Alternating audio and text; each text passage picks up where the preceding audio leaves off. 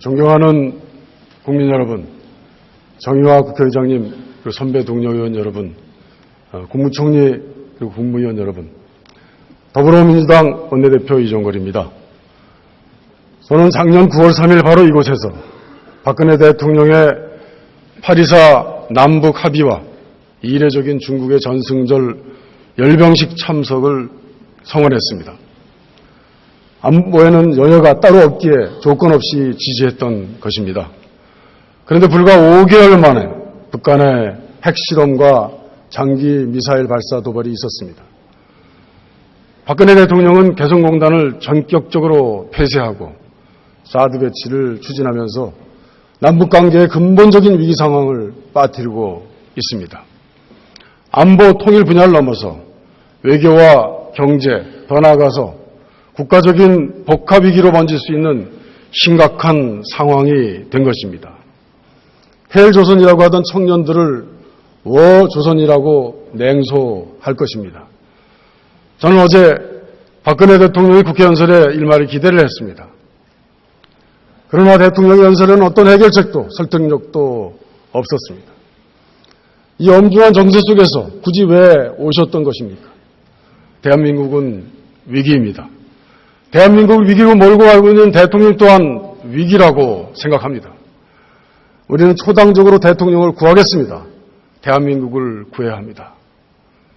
개성공단 자금이 핵과 미사일 개발에 쓰였다고 말한 통일부 장관은 건국 이래 최단 기간 최다 말바꾸기 기록을 세운 장관이 되셨습니다. 박 대통령은 개성공단의 전격적인 폐쇄 조치가 단순히 돈줄을 죄기 위한 것이라는 통일부 장관의 반론을 되풀이하셨습니다. 개성공단 폐쇄가 졸속이었다는 것을 자인한 격입니다. 대통령 스스로 유엔 안보리 결의를 위반했다는 것을 사실상 인정한 것입니다. 개성공단 폐쇄 조치에는 왜 폐쇄해야 하는지에 대한 타당성이 없었습니다. 왜 지금이어야만 하는지에 대한 시기적인 절박성도 없었습니다. 향후 어떻게 공단 운영을 재개할 것인가에 대한 활로도 없었습니다. 과연 폐쇄 효과를 달성할 수 있는지에 대한 의문만이 남아 있을 뿐입니다. 북한의 4차 핵실험에서부터 개성공단 폐쇄에 이르기까지 대통령과 정부 부처의 갈팡질팡하는 대응을 보면서 국민들의 불안은 더 커져가고 있습니다. 북한의 4차 핵실험 동향 파악에도 실패했습니다. 그리고 북한 광명성 4호의 기술력과 발사 시기 예측에도 실패했습니다. 외교는 미일중 사이에 급차선 변경을 입살고 있는 습사 난폭 운전하는 것 같습니다. 대책 없는 대일 강경론을 고집하고 아베를 무시하다가 급작스럽게 굴욕적인 한일 위안부 협상에 나섰던 것입니다. 왜 한국의 외무부가 앞장서서 일본 측에다가 그런 잔악무도한 전쟁 범죄에 대해 면죄부를 발부합니까? 통일, 국방, 안보, 외교에 화상을 입히는 냉온탕 정책이 진행되고 있는 것입니다. 대한민국의 이익을 지키는 것인지 외국의 이익을 지키는 것이 의심되는 사례가 적지 않는 것입니다. 국가의 안위와 국민의 생명을 지키는 정부 부처에게는 더 엄격한 전문성과 책임이 요구됩니다. 대통령의 결정을 도운 청와대 비서진과 국내외적인 논란만 유발시킨 통일부 장관은 즉각 경질되어야 한다고 생각합니다. 박근혜 대통령은 국민 단합을 호소하기에 앞서서 외교, 안보, 통일 정보기구의 대대적인 문책과 재정비를 해야 합니다. 2004년 미국의 사례는 좋은 교본입니다. 미국은 국가정보보안계약법을 제정하고 국가정보국장직을 신설하면서 2차 세계대전 이후에 가장 대규모로 정보안보기관의 개편을 단행했습니다. 후세인이 대량 살상무기를 보유 중이라는 잘못된 정보 판단으로 이라크의 지상군 투입을 잘못 결정한 데에 따른 반성과 재발 방지가 개편의 중요한 계기가 되었던 것입니다. 국가정보원은 어느 선진국에도 없는 정보 수집권과 수사권을 가지고 있고 활동 범위도 제한이 없는 거대 조직입니다. 정보 수집과 분석의 실패를 거듭해서 최우선적으로 사실 문책과 개편이 필요한 기관 아니겠습니까? 그런 기관에게 테러 방지법의 정보 수집 기능을 주어서 사실상 테러 방지법의 주무기관을 만들어주겠다는 주장은 그것은 잘못된 것이고 정보원으로 볼 때도 조직 이기주의의 극치라고 저는 생각합니다.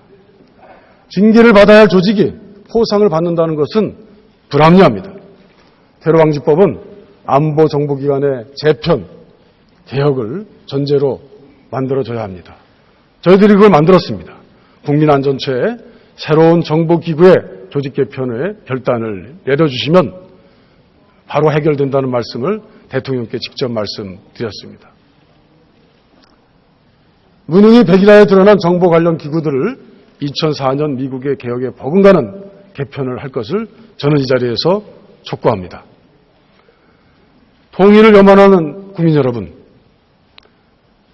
휴전선 북쪽에는 그 이름에 전혀 어울리지 않는 조선 민주주의 인민공화국이 있습니다. 조선민주주의 인민공화국에는 사실 조선이 없습니다. 평화와 선리를 높이 여겼던 우리 역사 속에 조선이 없습니다. 자유선거와 상권 분립이 요체인 민주주의도 없습니다. 근대적인 인권을 보장받는 주권자인 사실 인민도 보이지 않습니다.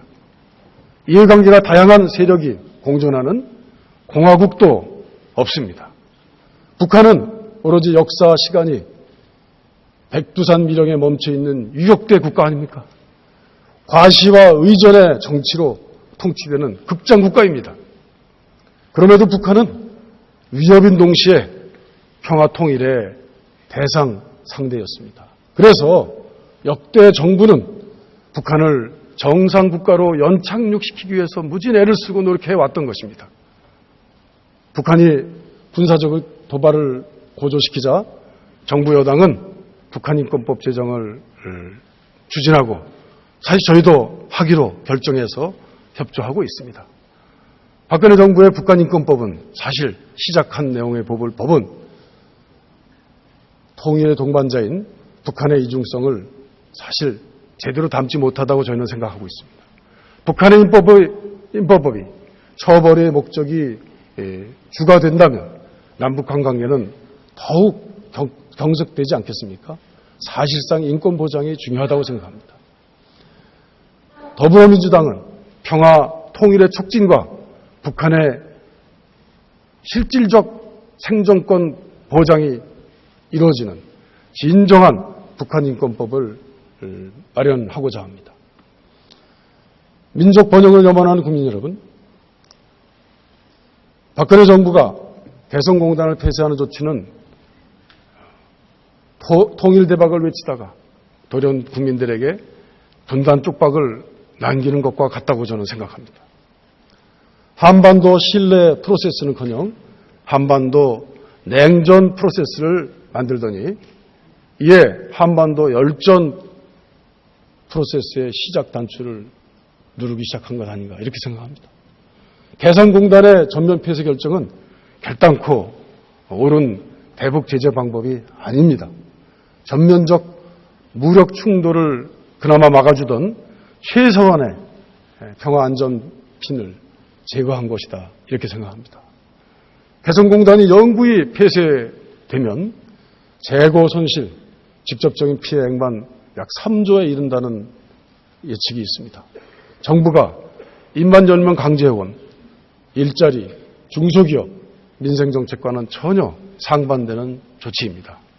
한반도의 지정학적인 위험도를 높여서 코리아 디스카운트로 인해서 우리 경제는 정말 심각한 경제 침체로 직면할 것입니다.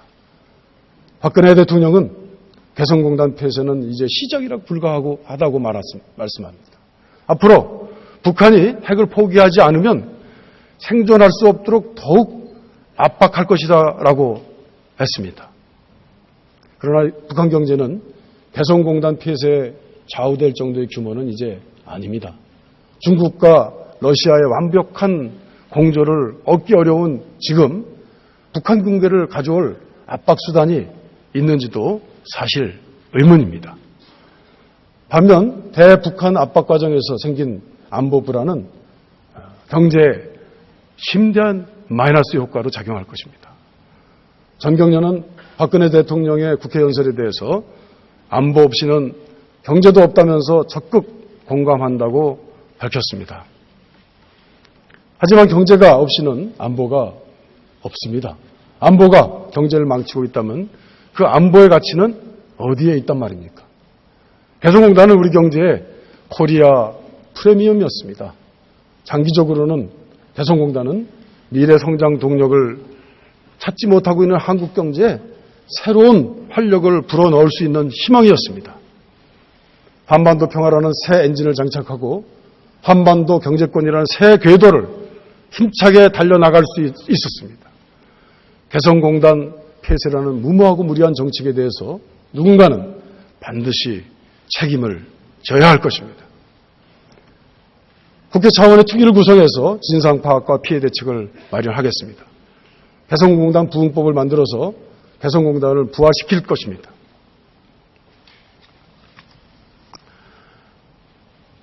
평화를 사랑하고 존경하는 국민 여러분, 한미 정부의 사드 배치 협의 별표로 한반도를 둘러싸고 정치적 군사적 갈등이 고조되고 있습니다.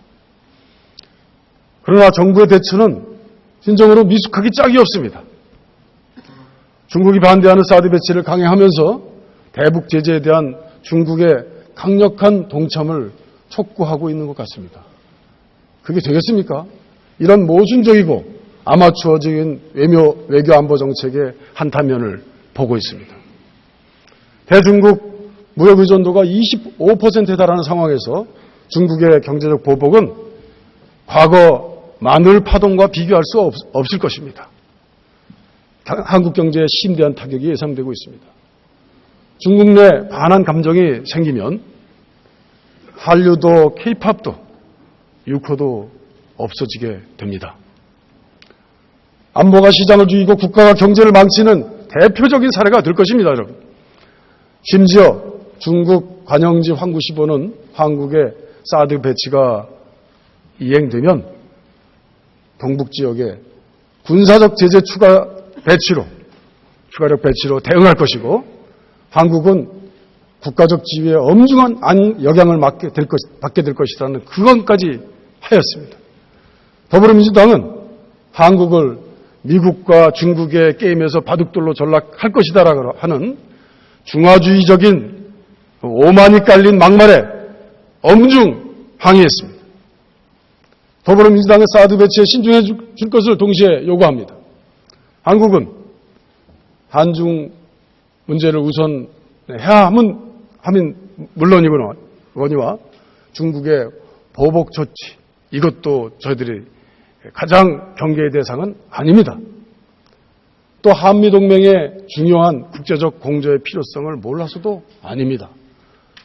오직 대한민국의 국민과 국익을 위해서 신중해야 한다는 말씀을 드리는 것입니다.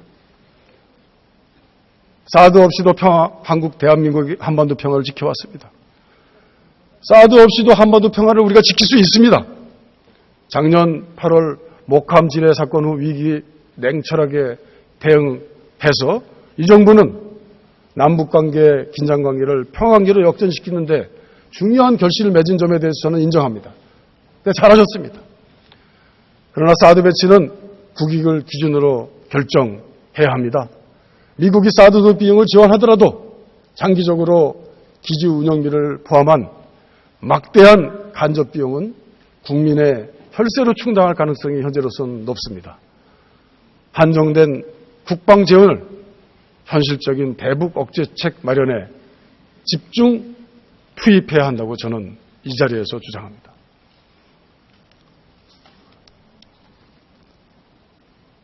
존경하는 국민 여러분, 그리고 선배 동료 의원 여러분, 오늘날 대한민국 침체와 불안, 분노와 무력감의 근원에는 사실 박근혜 대통령의 잘못된 통치 행태가 있다는 점을, 그 뼈아픈 점을 지적하지 않을 수 없습니다. 박 대통령께서는 반대 의견을 가진 국민들의 사이에 어찌 보면 분단 선을 긋고 있는 것 같습니다. 경제 활성 법안을 위해서 서명한 사람들만, 그 사람들만 국민이 아닙니다. 청와대에서 저 지척간에 있는 세종로에서 억장이 무너지는 슬픔을 견디고 있는 세월호 유가족들도 사실 국민입니다. 역사교과서 국정화에 반대하면서 서명에 나선 역사학자, 교사, 학생들도 국민입니다. 부당한 고용 조건과 비인간적인 대우에 항의해서 농성투쟁을 하고 있는 노동자들도 국민입니다. 대통령께 간곡히 조언의 말씀 드립니다. 국민은 선거공학에 유능한 대통령이 아니라 국가역행에 유능한 대통령을 원합니다. 국민은 편가르기를 잘하는 대통령이 아니라 국민 통합을 잘하는 대통령을 원합니다. 국민은 남탓만 하는 대통령이 아니라 책임질 줄 아는 대통령을 원합니다. 국민은 과거에 집착하는 대통령이 아니라 미래를 개척하는 대통령을 원합니다. 존경하는 선배 동료 여러분, 박근혜 대통령께서는 갈수록 의회주의를 훼손하고 있다는 말에 동의하지 않으십니까? 선거법 협상에서 쟁점법안 처리까지 여당과 야당이 어떻게 타협점을 찾더라도 사실 청와대와 대통령 한마디에 휴지 조각이 되는 일이 많았습니다. 대통령의 국회 무력화를 저지해야 하는 사실 야당의 원내대표로서 소임을 다하지 못한 것에 대해서 송구스러운 마음 그지없습니다. 더불어민주당은 대통령과 여당의 쟁점 법안에 토끼머리식 입법 사냥에 결코 응할 수는 없습니다. 불과 1년 전에 대통령은 자신이 압박해서 통과된 부동산 3법을 통통 불어터진 국수를 받는 것 같다며 야당을 비난했습니다. 그렇게 통과된 법안들이 후폭풍이 어땠습니까? 현재 미친 전세 가격과 부동산 버블입니다. 외국인 투자 촉진법을 개정하면서 2조 3천억 원의 신규 투자와 1만 4천 개의 신규 일자리를 창출하겠다고 했습니다. 그런 효과가 있다고 강변하셨습니다. 어땠습니까? 국회를 몰아쳐서 법을 통과시켰지만 신규 투자는 제로입니다. 직접 고용은 제가 알아보니까 170명에 불과합니다. 잘못된 법까지 박수를 쳐주고 통과시켜 줄 수는 없는 거 아니겠습니까? 국가 미래를 위해서, 국민의 더 나은 삶을 위해서 야당으로서 응당 저지해야 할 법안이 있는 것입니다. 좋은 법은 신속히 처리하는 것이 나라를 위한 것이라고 저는 생각합니다. 나쁜 법은 그러나 단호하게 저지하는 것이 나라를 위한 것이라고 저는 또 생각합니다. 파견법과 같이 460만 명의 노동자를 추가로 파견 노동자로 전락시키는 그런 법은 나쁜 법입니다. 통과가 아니라 저지하는 것이 국민을 위한 것이라고 저희는 생각합니다. 이상한 법은 꼼꼼하게 따져서 그 법의 문제점을 고치는 것이 나라를 위한 것이라고 저도 생각합니다. 서비스 발전 기본법은 사실 여러 가지 엇갈린 통계와 효과 추정으로 분칠된 법안 아닙니까? 박근혜 대통령께서도 처음엔 25만, 70만이었다가 얼마 전에는 또 69만이라고까지 얘기하시는 막 분분한 일자리 창출의 얘기에 국민들이 헷갈려하고 있습니다. 그러나 이는 국내 서비스 산업 수준이 미국 수준에 근접할 때 그 조건이 충족될 때만 가능한 장밋빛 신기루라는 판단이 지배적입니다. 저는 그 정부의 노력에 대해서 반대하지 않습니다. 해야 됩니다. 그러나 그 법안을 야기할 부작용은 뒤로 감추고 마구잡이식으로 통계와 효과를 부풀리는 것은 국민을 호도해서 지난번 외국인 투자 촉진법이다, 부동산 3법과 같은 그런 잘못된 국민의 허상과 실망을 줄 가능성이 높은 것입니다. 그래서 이런 이상한 법은 치밀하게 따져서 문제점을 바로잡는 것이야말로 나라를 위한 것이라고 생각합니다. 여러 가지 서비스 산업에 관련된 내용 중에서 특히 보건의료 서비스에 관한 문제에 관해서 누누이 정부에게 의원께 말씀드린 것들도 참고해 주시기 바랍니다. 존경하는 선배 동료인 여러분, 일방적으로 쟁점 법안을 지정하고 입법 촉구를 하기에 앞서서 반드시 19대 국회가 당장, 오늘 당장 사실 해야 되는 법이 있습니다. 그것은 선거구를 획정하고 선거법을 타결하는 것입니다. 선거구 획정은 거래 대상이 아닙니다. 그리고 그 자체가 민주주의 아니겠습니까? 선거구가 없으면 선거를 못하게 되는 거 아닙니까? 국회의원도 없습니다. 지난 11월 13일 확정하라고 한 법에 규정되어 있는 법을 위반해서 지금은 선거구가 없는 상태입니다. 늦어도 오는 2월 23일 본회의에서는 처리될 수 있도록 진정으로 새누리당의 전향적 자세를 촉구합니다. 존경하고 사랑하는 국민 여러분, 박근혜 정부 3년 대한민국 경제의 불빛이 꺼져가고 있습니다. 지난해 우리 경제의 성장률은 수출과 내수의 사상 최악의 동반 침체로 금융위기 이후에 최악인 2.6%를 기록했습니다. 다수의 국내 연구기관들은 이미 우리 경제의 잠재 성장률이 2%에 진입했다고 하고 있습니다. 머지않아 10년 이내에 1%로 진입할 가능성도 크다는 진단을 내리고 있습니다. 영원히 고속성장을 지속할 것만 같았던 우리 경제의 엔진이 서서히 식어가고 있는 것입니다. 그러나 우리 경제가 직면한 미중의 위기에 앞서서 박근혜 정부는 무능과 혼선과 그리고 남탓만 되풀이하고 있습니다. 무능한 경제정책 운영에 대한 반성은 하지 않고 야당과 국회를 향해서 경제를 살려내려는 적반하장식의 태도를 보이고 있습니다. 있을 수 없는 일입니다. 세계 어느 나라에도 정부의 경제정책 실패를 국회에 심판해달라고 대통령이 거리에 나서는 일이 저는 있었던지 모르겠습니다. 본 적이 없습니다. 박근혜 대통령께 묻고 싶습니다. 1200조에 달하는 사상 최악의 가계부채 어떡합니까? 전월세 가격 폭등에 서민들이 내지르는 온갖 비명이 정녕 들리지 않으십니까? 연애와 결혼은 서로의 가난만 확인하는 시간이었다. 그러면서 사랑을 포기하는 젊은 청년들의 눈물이 정녕 보이지 않으십니까? 세계 최장의 살인적인 노동시간에 고통받으면서 해고 위협에 신음하는 노동자들의 한숨이 정녕 느껴지지 않으십니까? 이대로는 안 됩니다. 경제 구조의 방향을 사람을 중심으로 인적 자원을 키우는 목표로 크게 바꿔야 합니다. 지난 8년 동안 보수 정부가 집착한 부채 주도형 거품 경제 구조에 대한 처절한 성찰과 정책 노선의 과감한 수정이 필요하다고 저는 생각합니다.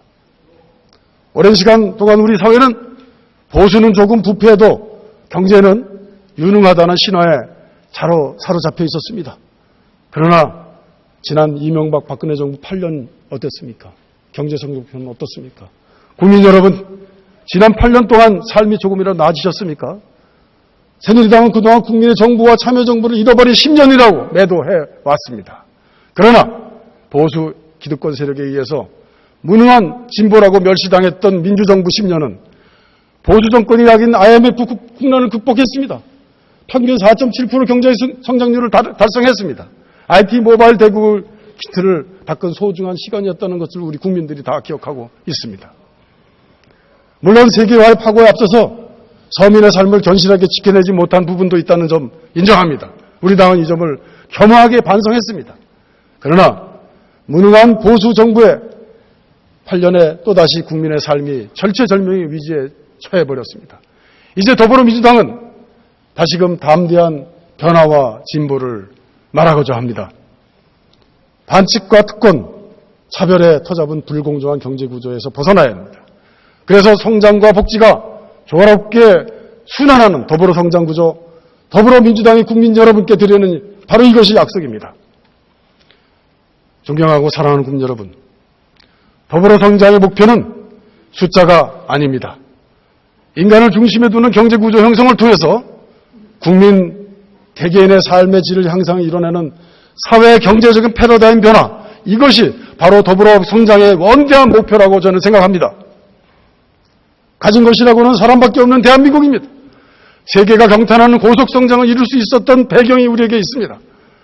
그것은 사람에 대한 투자였습니다. 사람이 주도하는 성장 모형이 그 자리에 있었습니다. 돌아가야 합니다. 그러나 특권 경제구조의 고착화에 따라서 이 성장에서 인간이 소외되고 있습니다.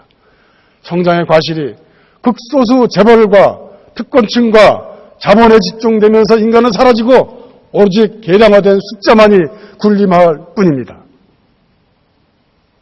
이제 달라져야 합니다. 인간 중심을 두고 인간과 함께하는 성장 구조로 돌아가야 합니다. 기술 혁신도 생산성 혁신도 향상도 경제 성장도 결국 사람이 하는 것이기 때문에 그렇습니다. 더불어 성장론은 감사합니다. 우리 더불어 성장론은 인간의 행복과 국민경제의 고른 발전을 중심에 두고 있습니다. 기업만 좋은 노동정책이 아니고 노동자도 행복한 노동정책, 부자와 특권층만 향하는 정책이 아닌 국민 모두가 누리는 정책을 밑바닥을 향해서 경쟁하는 복지정책이 아닌 인간다운 조건을 보장하는 복지정책을 국민 모두와 나누고자 하는 것입니다, 여러분.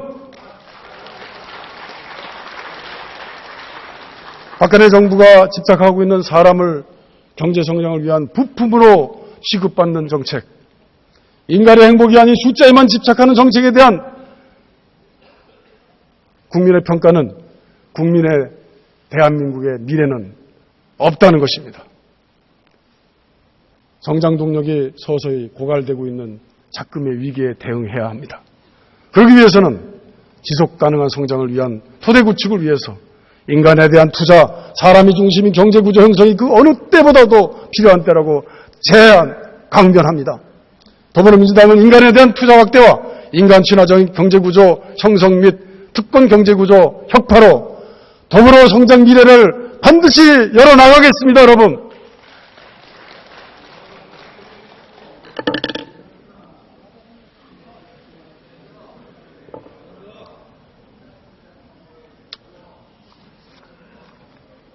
우리 경제는 지금 불평등과 부정에 깊이 병들어 있습니다. 자산가 중 상속으로 부자가 된 사람이 자본주의 천국이라는 미국조차 33%인다는 것 알고 계시죠? 그런데 한국은 어떻습니까? 한국은 무려 88%입니다, 여러분. 자산 상위 10%가 전체 자산의 66.4%를 독점하고 있습니다. 전체 자산에서 상속 증여 비중 또한 42%에 이르고 있습니다. 부모의 재산이 자식의 미래를 결정하는 사회입니다. 흙 심은 데 흙수전하고 금 심은 데 금수전하는 한국 자본주의는 이제 세습 자본주의로 역주행하고 있습니다. 양극화는 이러한 왜곡되고 뒤틀린 경제구조의 뿌리인 것입니다. 지난해 전체 과세대상자의 3분의 1에 해당하는 640만 명은 월소득이 100만 원에도 미치지 못하는 사실을 저희들은 알고 놀랐습니다. 상위 0.01%, 약 한 5천 명 됩니다. 평균 200억 원의 소득을 올렸습니다. 불평등하고 불공정한 사회구조가 유지될 수 없다는 것은 공소고급의 역사가 증명하고 있습니다.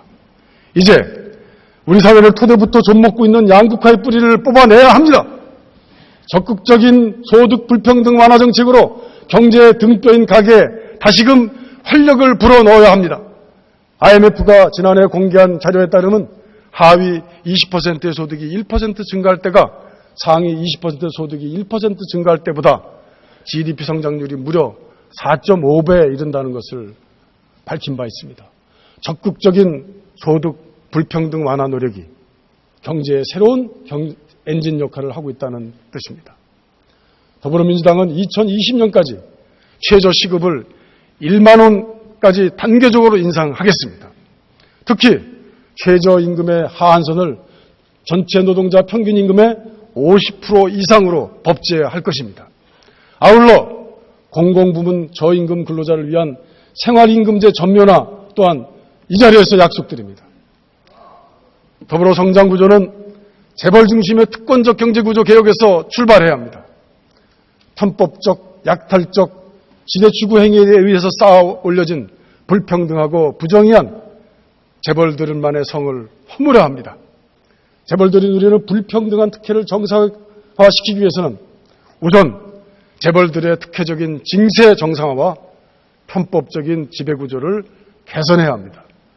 그러나 이 모든 노력들이 박근혜 정부와 여당에 의해 좌초되고 있습니다. 현행 명목세율, 법인세율 22%에서 25%로 단계적으로 인상하는 한 꼼짝도 안 하고 있습니다. 실효세율 정상화도 불가능해지고 있습니다. 오로지 보수정부 8년 동안 재벌 특혜성 감세는 악화일로의 청년 실업과 재벌 곡간 속 현금성 자산만을 늘리고 있습니다. 그래서 우리 경제를 깊은 수렁으로 인도했습니다. 편법적인 지배구조 개선 노력 없이 온갖 난관에 봉착했습니다. 제 자랑이 아닙니다. 예컨대 제가 발의한 법 하나 얘기하겠습니다. 보험법입니다. 삼성생명이 보유한 삼성전자 주식 7.2%, 약 20조 이상을 보유하고 있는 것을 처분해서 정상화하는 방법으로 편법적인 지배구조를 정상화시키는 법입니다. 그런데 이는 박근혜 정부 여당의회에서 2년 넘게 국회에서 잠자고 있습니다. 제가 정무위 소위인데도 전혀 꿈쩍도 못하게 했습니다. 국민 여러분, 경제민주화는 재벌을 해체하자는 것이 전혀 아닙니다. 반칙과 편법에 터잡고 있는 불공정한 시장 질서를 바로잡아서 재벌과 중소기업이 더불어 성장하는 희망의 사다리를 놓아주자는 것입니다. 소수점에 불과한 지분으로 그룹 전체를 무단 통치하는 반시장적 소유구조와 약탈적, 수직적 대중소기업 간의 갑을 구조를, 그리고 온갖 불법, 탈법을 저질러도 제대로 죗값을 치르지 않는 재벌 친화적 사법제도, 이런 국가 근간을 허무는 시한폭탄들을 해소하자는 것입니다. 반칙의 해자를 메우고 북한의 특권의 성벽을 허무는 경제민주화를 통해서 재벌 대기업과 중소기업이 더불어 상생하는 정의로운 경제구조를 재편하자는 것입니다. 더불어민주당은 재벌들의 불투명하고 후진적인 지배구조를 개선하고 대중소기업 간의 약탈적 갑을관계를 해소하겠습니다. 경쟁력을 갖춘 중소기업이 국내외 시장에서 재벌 대기업과 당당하게 경쟁할 수 있도록 이익공유제와 성과경제를 실질화하고 중소기업 적합업종에 대한 분명한 입장을 더욱 강화해서 입법 제시하겠습니다. 새누리당이 맡고 있습니다만 반드시 실현시키겠습니다. 모든 경제 주체에서 경제 성장의 온기가 고루 퍼지는 정의롭고 공정한 더불어 성장 모형, 이것을 실현하겠습니다. 존경하고 사랑하는 국민 여러분, 서민의 삶을 벼랑으로 내몰고 있는 살인적인 주거비 부담, 생활의 압박입니다. 살기 어려울 정도로 우리를 압박하고 있습니다. 살인적인 주거비 부담 완화가 시급합니다. 지난해 소득 하위 20% 전체 소득에서 주거비가 차지하는 비중은 31%에 이릅니다. 소득 상위 20%에 비해서 약 2배 높은 수준입니다. 주거비 폭등으로 인한 고통이 서민들에게 특히 급심합니다. 그러나 박근혜 정부는 부동산 경기 부양을 위해서 빚내라, 그래서 빚내서 집 사라 정책에 매진했습니다. 박근혜 대통령의 대선 공약이었던 목돈 안 드는 전세는 오간데 사라져버렸습니다. 집권 4년 차인 현재까지도 행복주택 입주는 어떻습니까? 고작 847호에 불과합니다. 더욱이 월세가 수백만 원을 호가하는 뉴시대 사업, 이것이 주거난 해소 대책이라고 제시해서 국민들에게 기우뚱하는 입장만 혼란을 가져오게 했습니다. 기록적인 전세가 폭등으로 2년차 월급을 통째로 모아도 뛰는 아파트 전세비조차 대기 버거운 주거지역, 이것이 박근혜 정부 부동산 정책의 실상입니다, 여러분. 박근혜 정부의 부동산 정책은 총체적으로 실패했습니다. 이제 서민의 주거 안정을 위한 특단의 대책을 반드시 마련할 때입니다. 더불어민주당은 주거빈곤층이 내 집 마련의 꿈을 이룰 수 있도록 계층 마련 맞춤형 주거복지 사다리를 반드시 구현하겠습니다. 이를 위해 1주택 1가구 1주택 정책을 기조를 유지하면서 저렴하고 질 높은 중소형 주택 공급에 힘을 쏟겠습니다. 공공임대주택 비중 10%를 달성을 정책적 목표로 설정하겠습니다. 주거기본법에 따른 주거급여의 내실화와 지자체의 주거지원 프로그램도 적극 뒷받침하겠습니다. 더 이상 주거정책이 재벌 대기업의 탐욕을 위한 희생물이 되지 않도록 인간 중심의 부동산 정책 실현에 앞장서겠습니다.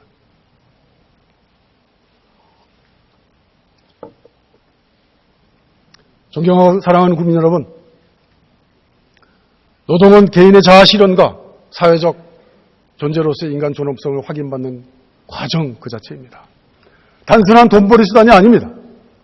우리 헌법 32조 역시 노동의 숭고한 가치를 담고 있습니다. 그리고 그것을 국가의 책무로 하고 있습니다.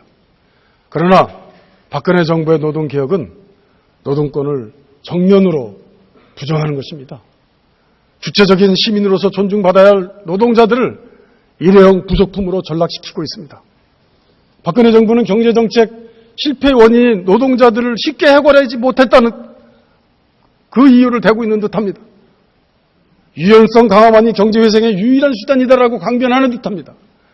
헌법과 근로기준법에 규정된 노동권 보호조항을 정면으로 위반한 채 일반 해고와 그리고 취업규칙 변경 요건 완화 가이드라인마저 일방적으로 발표해버렸습니다. 노동자를 죽일 수도 있는 참으로 아주 위험한 지침이라고 저희는 생각합니다. 해고는 살인이라고 하지 않습니까? 공영방송에서조차 믿게 보이면 누구든지 저 성과자로 전락해서 얼마든지 쉬운 해고가 가능하다는 우려가 제기되고 있습니다. 쉬운 해고와 무차별 징계, 마구잡이 저성과자 문제는 공영방송에서만의 문제가 아닙니다. 이것이 정착되면 정부 여당식의 노동법 개정이 이루어진다면 얼마나 쉽게 자행될 수 있겠습니까? 박근혜 정부의 주장과는 달리 한국의 노동시장은 이미 과잉유연화 상태입니다. 근속연수 1년 미만의 단기 근속자 비율이 OECD 최고 수준인 35.5%에 달합니다. 비정규직 비율 역시 정부 공식 통계만도 33%에 이릅니다. 비정규직 노동자의 임금은 정규직의 절반에 지나지 않습니다. 사회보험 가입률 역시 정규직의 3분의 1에 불과할 정도입니다. 사실상 2등 국민 대접을 받고 있는 것입니다. 박근혜 정부가 사활을 걸고 강행하고 있는 노동개혁은 모든 노동자의 비정규직화, 재벌을 정점으로 하는 자본주의판 신분제 사회를 약속하는 것이다라고 저는 이 자리에서 주장합니다. 청년들에게 평생 열정페이를 강요할 뿐이며 한국 사회를 몰락으로 이끌 양극화를 심화시킬 수 있는 나쁜 제도의 주장이다 이렇게 생각합니다. 이제 노동시장 개혁도 과거와는 다른 사고의 틀로 접근해야 할 때라고 생각합니다. 노동 유연성과 안정성의 조화를 이루는 노동 환경 조성을 통해서 2천만 노동자의 소비 심리를 우선 개선해야 경제가 일어납니다. 경제정책도 생각하셔야 합니다. 일시적인 노동시장 이탈자가 언제든지 노동시장에 재진입할 수 있도록 촘촘한 사회 안전망을 구비하는 것 역시 시급합니다. 더불어민주당은 동일가치 노동, 동일임금의 기치 아래서 이것은 새누리당이 주장한 거 아니겠습니까? 노동시장 이중구조의 모순을 바로 그것을 이용해서 해소하고자 합니다. 살인적 노동시간 단축을 통해서 질 좋은 일자리를 창출하고 국민들에게 퇴근과 저녁을 돌려드리겠습니다. 박근혜 정부발 노동개혁의 쓰나미로부터 비정규직 노동자들의 삶을 지켜내겠습니다. 이것이 우리 경제를 살리는 길이자 왜곡된 사회구조를 정상화시키는 첫걸음이라고 생각합니다. 지금 이 순간에도 수많은 청년들이 바늘구멍 같은 취업문을 뚫기 위해서 피눈물 나는 노력을 하고 있습니다. 그러나 청년들의 실질 실업률은 20%를 넘을 정도로 현재 취업시장은 청년들에게 생지옥 그 자체입니다. 미래에 대한 꿈과 희망을 새겨야 할 빛나는 청춘의 그 나날들을 좌절과 절망과 포기를 배우면서 한없이 긴장하고 있는 우리 청년들에게 도대체 대한민국은 무엇입니까? 사랑하는 대한민국 청년 여러분, 여러분의 선배인 우리 산업 민주화 세대는 오늘보다 더 나은 내일을 꿈꾸면서 마음껏 도전할 수 있는 기회를 누렸지만 저희는 여러분에게 꿈을 꿀 수 있는 기회마저 박탈된 세상을 물려주고 있는 것 같습니다. 정말 죄송합니다. 그러나 사랑하는 청년 여러분, 도산 안창호 선생의 말씀 한번 새겨보십시오. 좌절은 청년의 죽음이고 청년이 죽으면 민족이 죽는다고 하셨습니다. 더불어민주당은 청년의 죽음을, 나아가 우리 공동체의 죽음을 막기 위해서 청년 곁에서 여러분의 호흡으로 새로운 희망을 노래하겠습니다. 여러분,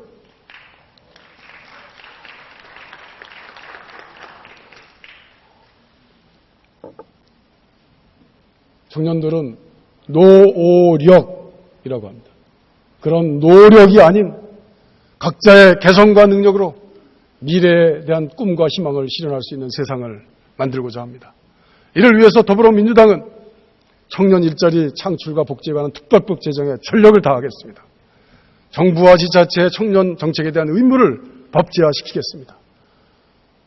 그리고 청년의 권리 보장을 명문화하겠습니다. 앞이 보이지 않는 청년 실업난과 주거난 해소를 위한 일대 전기를 마련하겠습니다.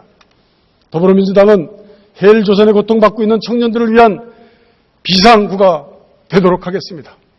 존경하는 국민 여러분, 그리고 사랑하는 국민 여러분, 정의화 국회의장님, 동료 의원 여러분, 국무총리와 국무위원 여러분, 박근혜 정부는 총체적 국정난맹에 직면했습니다. 그러나 남은 2년 남탓만 해서 허비할 수는 없지 않겠습니까? 고통받는 국민의 목소리와 야당의 중심 어린 비판과 고언에 더욱 귀를 기울여 주십시오. 박근혜 정부가 위기에서 벗어날 수 있는 유일한 탈출구입니다. 존경하는 국민 여러분, 전 세계적으로 신자유주의적인 약탈적 시장 경제가 초래한 일대 99의 양극단 질서에 지친 약자들의 저항이 이제 거세지고 있습니다. 가장 유약한 세대라고 조롱받던 대만의 딸기 세대, 지난 1월 총통선거와 의회선거에 어땠습니까? 우리보다도 심각하지 않았던, 그래도 그나마 양극화를 해소하고 평등사회를 노력하고 있었던 대만마저도 총통사회에서, 선거에서 기득권 질서를 거부하고 집권 보수 세력을 철저하게 심판하는 데 딸기 세대들이 앞장섰던 것입니다. 자본주의 심장이라는 미국 어떻습니까? 이제 더 이상 안 된다. 누구 말입니까?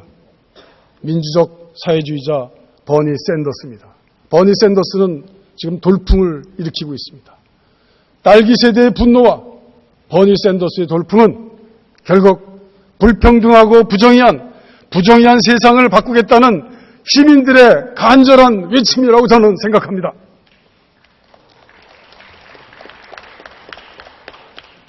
초양극화된 부조리한 사회 질서에 깊이 지친 우리 국민들 역시 크고 담대한 변화를 요구하고 있습니다. 반칙과 특권이 아닌 누구에게나 평등하고 공정하게 적용되는 경제정책, 경제정의, 사회정의, 그 어느 때보다 간절히 요구되고 있습니다. 더불어민주당이 국민의 부름에 답하겠습니다. 우리 사회를 붕괴로 몰아가는 불공정, 불평등으로부터 국민의 삶을 지켜내겠습니다. 오로지 인간을 중심에 두는 더불어 경제 구조를 실현해서 지속 가능한 발전의 고리를 반드시 만들겠습니다. 청년에게는 희망을, 어르신에게는 효도를, 여성에게는 지원을, 부모님에게는 효심을, 중장년에게는 안정을 드리는 유능한 경제정당, 튼튼한 안보정당, 유연한 개혁정당으로 이제 다시 거듭나겠습니다. 공정한 그리고 평화한 정의를 위해서 온몸을 바쳐 일하는 것, 오직 이것이 더불어민주당에 존재하는 이유입니다. 오늘부터 그리고 이 자리에서부터 대한민국의 새로운 시대를 국민과 더불어 열어나가고자 합니다. 국민 여러분 동참해 주시기 바랍니다. 감사합니다.